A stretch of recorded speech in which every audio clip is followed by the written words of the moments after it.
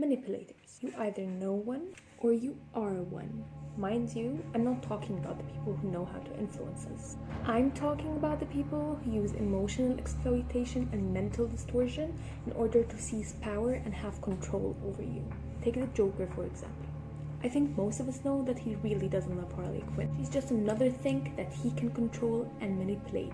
And while most of us would just like to say that she's crazy and that's why she can be manipulated, in real life, you don't have to have psychological problems in order to be manipulated. You need to remember that manipulative people really don't care about you. They just want to have control and power over you until you become an unwilling participant in their plans. They often take what you say and do and twist it around until it's completely unrecognizable to you. They will confuse you, make you feel as if you're crazy. They will distort the truth so much, they will say anything so they can reach their end. So, how do we spot these master manipulators? Number 1. Lying. You will find them constantly lying, whether it's necessary or not. They're not lying because they feel shame or guilt. They're lying because they want to confuse you. Lying can also be done indirectly by removing bits and pieces from the information or replying vaguely. Number 2. Denial. They are going to deny everything and they're going to act as if you're making a big deal out of things while rationalizing or excusing their behavior.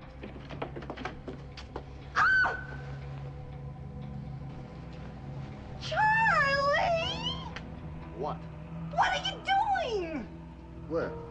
There, with her! Who? Her! How could you? What? That! When? When I came in, you and she... Who? You know very well who, that woman there! Where? Number 3.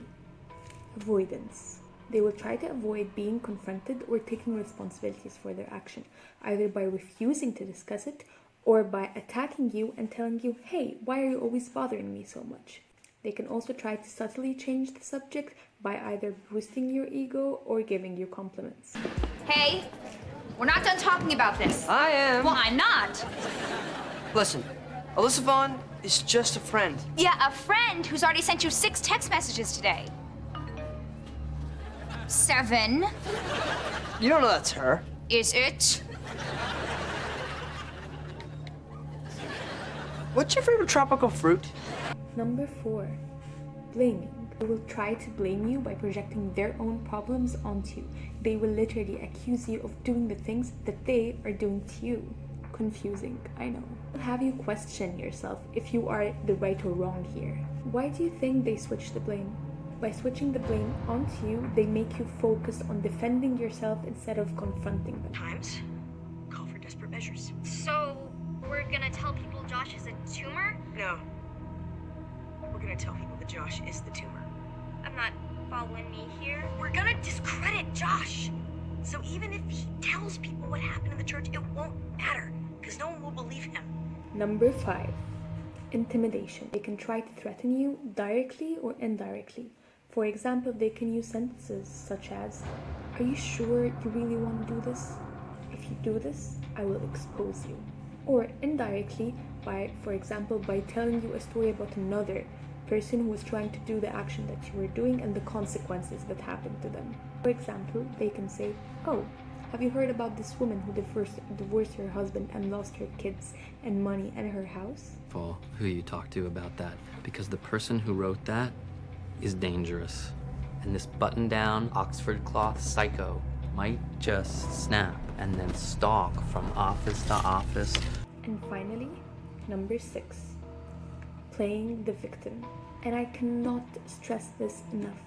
If you find the person constantly being the victim in all his relationship, whether it's with a partner, a mother, a father, a sibling, a friend, if he or she is always the victim, then maybe the problem is with them, not the people. Seeing all these signs can sometimes take time.